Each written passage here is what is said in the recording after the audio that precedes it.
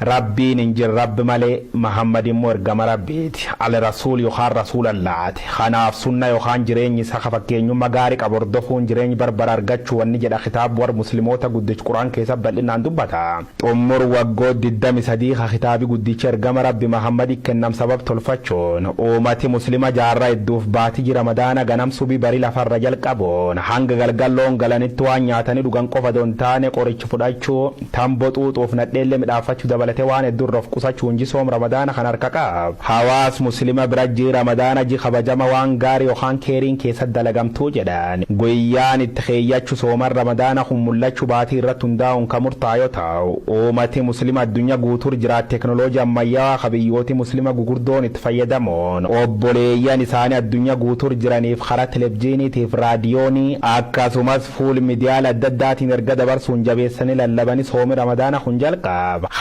miidhama dhiifam gaafata hamiidham immoo dhiifam yaayyuu sii godhu kanaafuu yaayyuu siin jedhe jala fudhachuun guyyoo 30 ittaananiif rabbi kadhachaa ji guddaa kabajama kan obsaan dabars ramadaani barana kabar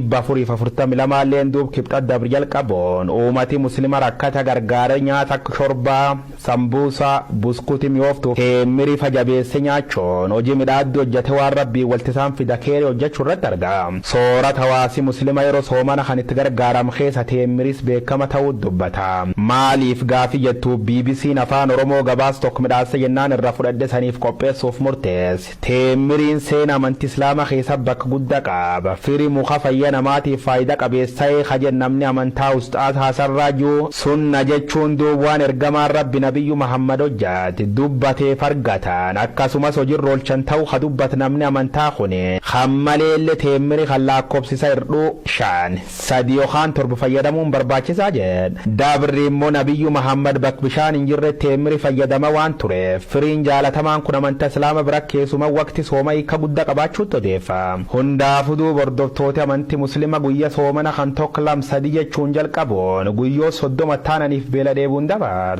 guyyaa 30 boriyyaate akkuma lafti bariite nama uffata waan waaqitti kenkeeyyachuun sirriituuf qulqulleessanii faayamoon iddoo salaata dhaqanii rabbi galatoofat namu waan qabu waliin nyaate dhug hararrallee yoo wal birbaaniif simu keessallee walti dubbatan haaloo babaaroo yookaan danaanaachuu caala id mubaarak waliin jedhan akkan jechuun immoo iddiin kun iddee bakasaniif ta'u jechuu akka ta'etti maam ayyaanni dalfaxirii hunduun marsi 1440 lammeessoo kabajamuuf guyyoo 28 taaf jee kun immoo kaseexanii guddaan mukajjir ta'uu nama hedduu gammachiifte jirti rabbiin isani laafisuutii jeen ma'anna adaduna qalii